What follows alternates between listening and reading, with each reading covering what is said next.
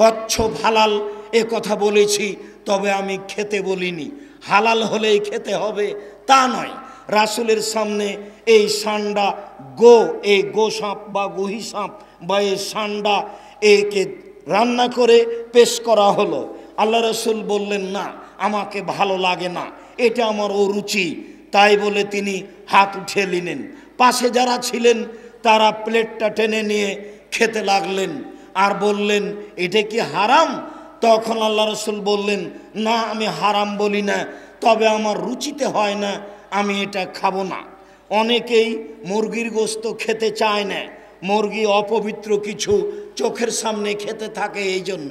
এর অর্থ এই নয় যে মুরগি হারাম, যার রুচি হবে সে খাবে, যার রুচি হবে না খাবে না।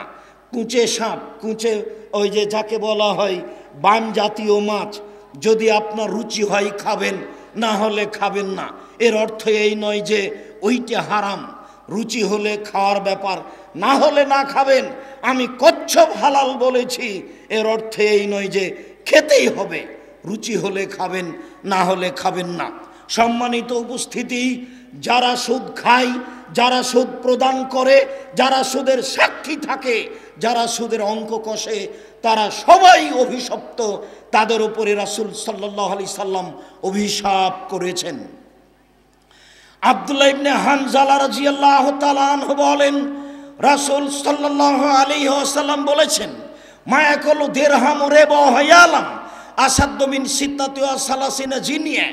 কেউ যদি জেনে শুনে 1 টাকা সুদ খায়, ও জানে এটা সুদ, সুদের টাকা, কেউ যদি জেনে শুনে 1 টাকা সুদ খায়, 36 বার জেনা করে যত পাপ হবে, 1 টাকা সুদ খেলে তার চেয়ে বেশি পাপ হবে।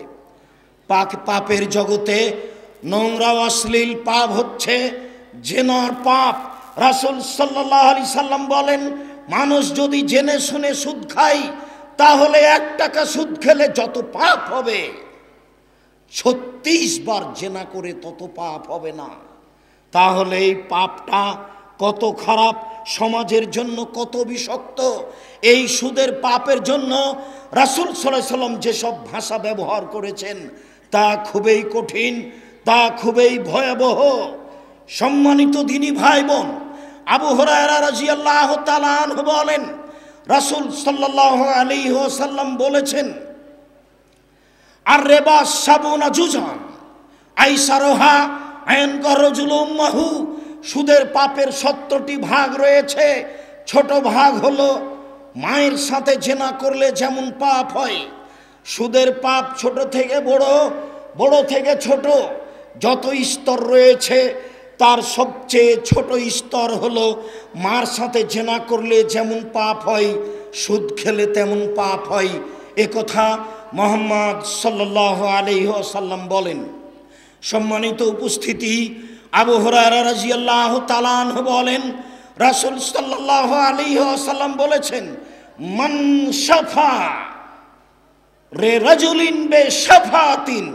কেউ যদি কোনো মানুষের জন্য সুপারিশ করে, কোনো চাকরির জন্য, কোনো বিপদের জন্য, কোনো বিপদ থেকে উদ্ধার করার জন্য কেউ যদি কারো ব্যাপারে সুপারিশ করে, ফা আহদালাহু হাদিয়াতান, সুপারিশ করার পরে চাকরি পেয়ে গেছে, সুপারিশ করার পরে ও বিপদ থেকে বেঁচে গেছে, এই লোক, যে লোক বেঁচে গেছে সেই লোক যদি তাকে হাদিয়ে দিয়ে পাঠায়, ফা কাবেলাহা, সে যদি সে হাদিয়ে কবুল করে, তাহলে ফা আতা রেবান আজিমান মিন আবওয়াবির রেবা, তাহলে সে সবচেয়ে বড় সুদ খেল। কোনো উপকার করে, সুপারিশ করে সেখানে হাদিয়া গ্রহণ করা জায়েজ নয়, সেটাও হচ্ছে সুদ, সেটাও হারাম।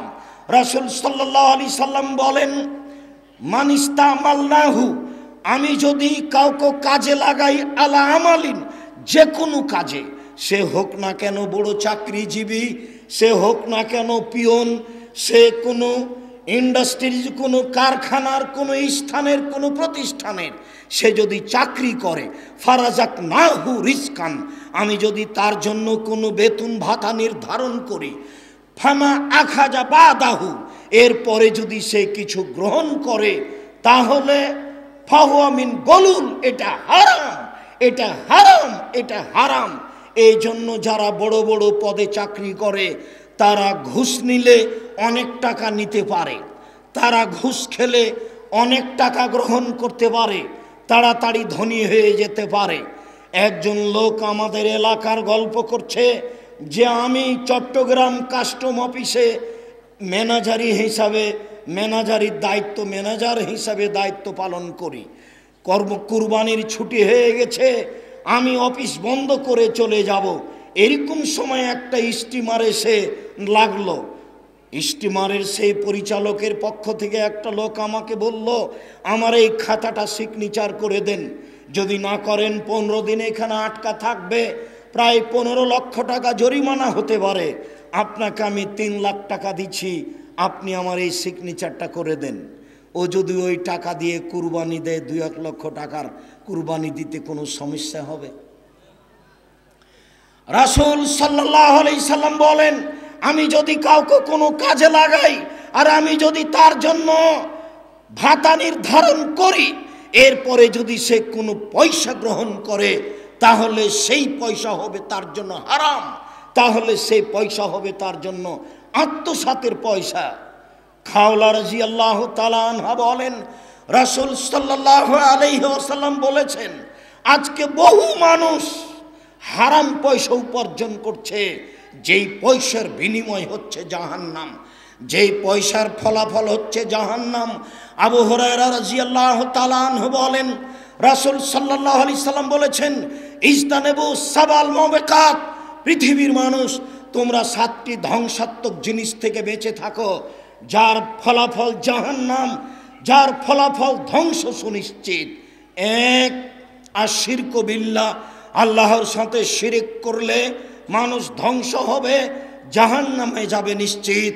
অসেহর, যদি মানুষ জাদু করে, জাদু শিখে, জাদু দেখে, তাহলে মানুষ মহাপাপী হবে, ধ্বংস হবে সুনিশ্চিত। কাতলুন নাফস আল্লাতী হারামাল্লাহু ইল্লা বিল হক, আর অন্যায়ভাবে যদি মানুষ মানুষকে হত্যা করে তাহলে মানুষ জাহান্নামে যাবে নিশ্চিত। এরপরে আল্লাহ রাসূল বলেন, ওয়াকলুর রিবা, মানুষ যদি সুদ খায় তাহলে মানুষ ধ্বংস হবে নিশ্চিত। রাসূল সাল্লাল্লাহু আলাইহি সাল্লাম বলেন, ওয়াকলু মালিল ইয়াতীম, কেউ যদি ইয়াতীমের মাল খায়, আত্মসাৎ করে, তাহলে ধ্বংস হবে সুনিশ্চিত। রাসূল সাল্লাল্লাহু আলাইহি সাল্লাম বলেন, আত-তাওয়াল্লি ইয়াউমুস সাহাফে, যুদ্ধের মাঠ থেকে যদি মানুষ পালিয়ে যায় তাহলে ধ্বংস হবে সুনিশ্চিত। কাযফুল মুহসানাতিল মুমিনাতিল গাফিলাত, সতী সাধ্যী নারীর উপরে কেউ যদি অপবাদ লাগায় তাহলে সে ধ্বংস হবে সুনিশ্চিত। সুদের ফলাফল জাহান্নাম, সুদের ফলাফল ধ্বংস হওয়া সুনিশ্চিত। সম্মানিত উপস্থিতি, আমি আপনাদের সামনে একটি লম্বা হাদিসের অনুবাদ করছি, যার এক পর্যায়ে সুদের কথা থাকবে, এক খেয়ালে চেয়ে থাকবেন। 19-20 হয় না যেন। যারা আপনারা চলাচল করছেন তাদেরকে চলাচল বন্ধ করার জন্য অনুরোধ জানাচ্ছি। এই মেয়ে, তুমি কথা বলছো কেন? কখন থেকে আমি কথা বলছি, তোমার একটু শরম হয় না? তুমি একটা মহিলা মানুষ, গল্প করো কেন? চুপ থাকো। এত বলার পরেও তুমি আপোষে কথা বলো কেন? সম্মানিত উপস্থিত বৈঠকের মুসলিম বোন, যারা আপনারা এখানে উপস্থিত আছেন, সকল দিনী ভাই বোনকে আমি সোচ্চার ও সজাগ হয়ে এই হাদিসের অনুবাদ শোনার জন্য অনুরোধ জানাচ্ছি। সামরা ইবনে জুনদুব রাদিয়াল্লাহু তাআলা আনহু বলেন, কানান নবী সাল্লাল্লাহু আলাইহি সাল্লাম ইযা সাল্লা আকবালা আলাইনা বিওয়াজহিহি, যখনই আল্লাহর নবী সালাত আদায় করতেন, সালাত শেষে তিনি আমাদের মুখামুখি হয়ে বসতেন। সাধারণত এরকম কাজ ফজরের সালাতে হতো। ফাসালানা, তিনি আমাদের জিজ্ঞেস করতেন, হালরা আহাদুম মিনকুম লাইলাতা রুয়ান, সঙ্গী সাথী তোমাদের কেউ স্বপ্নে কিছু দেখেছে কি? ফাইন রা আহাদুন কাসাহা, যদি আমাদের কেউ স্বপ্নে কিছু দেখতো তাহলে সে স্বপ্নের কথা বলতো। ফাকাল রাসূলুল্লাহ সাল্লাল্লাহু আলাইহি সাল্লাম, ও ফায়াকুল রাসূলুল্লাহ সাল্লাল্লাহু আলাইহি সাল্লাম কাসাহা, আল্লাহ রাসূল তার স্বপ্নের কিছু তাবির বলে দিতেন।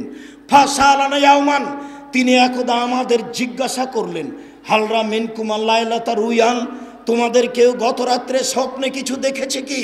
কুলনা লা, আমরা বললাম জি না, আমরা কিছু স্বপ্নে দেখিনি। তখন আল্লাহর নবী বললেন, শোনো, এন্নি রায়তুল্লাইলা তারাজুলাইনে, আমি গত রাত্রে দুইজন লোককে স্বপ্নে দেখেছি। ফা আতায়ানি, তারা দুইজন আমার নিকটে আসলেন। ফা খাজাবে আদাইয়া, তারা আমার দুই হাত ধরলেন, দুই হাত ধরে বাইতুল মুকাদ্দাসের দিকে টেনে নিয়ে চলে যাচ্ছেন। ফা আতাইনা আলা রাজুলিন মুজতাজিন আলা রাজুলিন জালেসিন, আমি চলে আসলাম একটা লোকের পাশে, যে লোকটা বসে রয়েছে। ওরাজুলুন কায়েমুন, দেখি একটা লোক দাঁড়িয়ে আছে। ও ফিয়াদিহি কাল্লুবুন মিন হাদিদিন, যে লোকটা দাঁড়িয়ে আছে তার হাতে একটা বাঁকা লোহার লাঠি রয়েছে। ফাইদখুল ফিসিদকেহি, সেই লোহার বাঁকা লাঠিটি তার মুখের ভিতরে ঢুকে দিচ্ছে। ফয়াসুক্কহু, তারপর মুখের ডান দিককে চিরে ফেড়ে ফেলছে, মাথার করে মুখের বাম দিককে লাগিয়ে বাম দিককেও চিরে ফেলছে। ফায়ালতাই মসজিদ কহু হাজা, দেখা যাচ্ছে ডান দিক ঠিক হয়ে গেছে। ফায়াউদু ফায়া ফলম ইসলাহু, আবার লাঠিটা ডান দিকে নিয়ে এসে ডান দিকে লাগিয়ে আবার মুখকে চিরে ফেলছে। ফাকুলনা মা হাজা, আমি তাদের দুইজনকে বললাম, এ কি দৃশ্য, ব্যাপারটা কি? তারা দুইজন বললেন, ইনতালেক, চলতে থাকেন। ফান্তালাক না, আমি কিছু না বলে চলতে থাকলাম। ফাতাইনা রাজুলিন মুস্তাজিন, চলতে চলতে চলে আসলাম একটা লোকের কাছে, যে লোকটা চিত হয়ে শুয়ে রয়েছে। ওরাজুলুন কায়েমুন, পাশে একটা লোক দাঁড়িয়ে রয়েছে। অফিয়াদিহি, তার হাতে রয়েছে শাখরা, একটা পাথর রয়েছে। ফায়াজ দাখবে রাহাসাহু, এই পাথর দিয়ে তার মুখ মাথার উপরে মারছে। ফাতাদাদাহাল হাজারো, পাথরটি মাথায় লেগে মাথা চূর্ণ বিচূর্ণ হচ্ছে, আর ছিটকে পাথরটি দূরে চলে যাচ্ছে। ফায়ান্ত লোকে এলাই হেলে খোঁজাহু, এ পাথরটি আনার জন্য যাচ্ছে। ওয়ায়ালতাই মুরাসু কামাকানা, দেখা যাচ্ছে তার মাথাটি ঠিক হয়ে গেছে। ফা দা ফিরে আসছে, আবার মাথার উপরে মারছে, মাথা ভেঙ্গে চৌচির হয়ে যাচ্ছে। ফাকুল তো মাহাজা, আমি বললাম, এ কি দৃশ্য। কালা, তারা দুইজন বললেন, ইনতালেক, চলতে থাকেন। আমি কিছু না বলে চলতেই থাকলাম। ফা আতাইনা আলা নাকবিল মিসলি তান্নুরে আলা হুসায়ে কোন আসফালাও আসে, চলতে চলতে চলে আসলাম একটা গর্তের পাশে, যেই গর্তের উপর দিক রয়েছে সংকীর্ণ, আর নিচের দিক আছে প্রশস্ত, আপনার ওই কলসের মতো, বা তন্দুরি রুটি যেই চুলাতে বানানো হয় সেই চুলার মতো। দেখি তার ভিতরে ধাঁধা ধাঁধা করে আগুন জ্বলছে। ফায়জা ইরতাফাও, যখন আগুন জোরে জ্বলে উঠছে, ভিতরে যা কিছু আছে সব উপরে চলে যাচ্ছে। কাদাই এখরুজ মিনহা, মনে হচ্ছে যেন এইগুলি চুলা থেকে বের হয়ে বাইরে পড়ে যাবে। ফায়জা খামেদাত রাজাউ ফিহা, যখন আগুন কমে যাচ্ছে, সব কিছু ভিতরে চলে যাচ্ছে। দেখি ফিহরে জালুনে সানুরাতুন, তাতে মহিলা এবং পুরুষ উলঙ্গ অবস্থায় জমা ধরে আছে। ধাঁধা করে জ্বলতে জ্বলতে উপরে চলে যাচ্ছে, আবার নিচে নেমে যাচ্ছে, আবার উপরে চলে যাচ্ছে। দৃশ্য দেখে অবাক হয়ে গেলাম। আমি বললাম, এ কি দৃশ্য। তারা দুইজন বললেন, ইনতালেক, চলতে থাকেন। ফান্তালাক না, চলতে থাকলাম। ফা আতাইনা আলা নাহারিন মিন দামিন, চলতে চলতে চলে আসলাম একটা রক্তের নদীর পাশে। দেখি নদীতে শুধু রক্ত, রক্ত আর রক্ত, পানি নেই, রক্ত দিয়ে ভরা।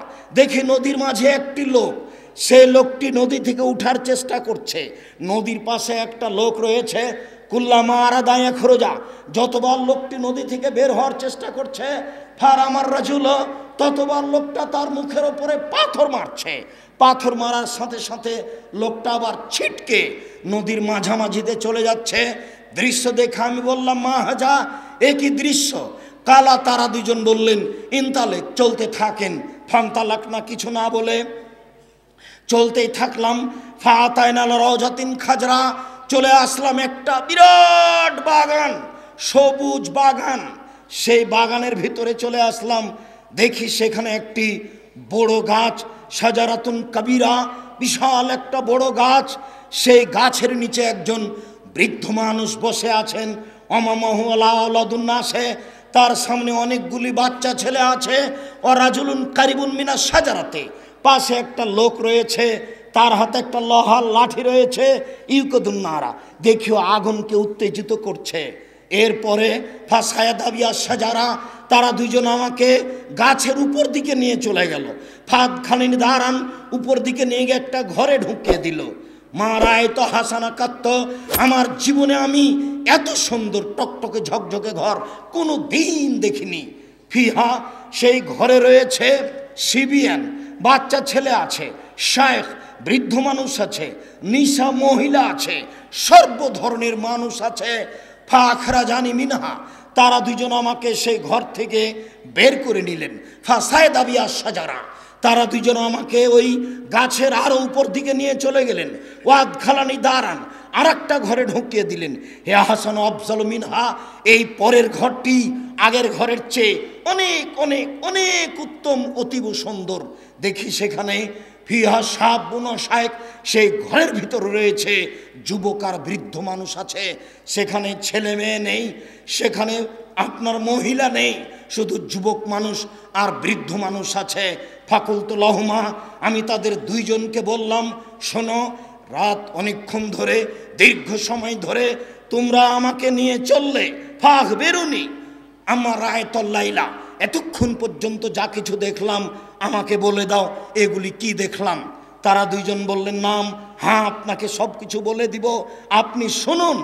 সম্মানিত উপস্থিতি, দিনী মুসলিম ভাই বোন, এক খেয়ালে একমুখী হয়ে উত্তরগুলি শোনার জন্য অনুরোধ জানাচ্ছে।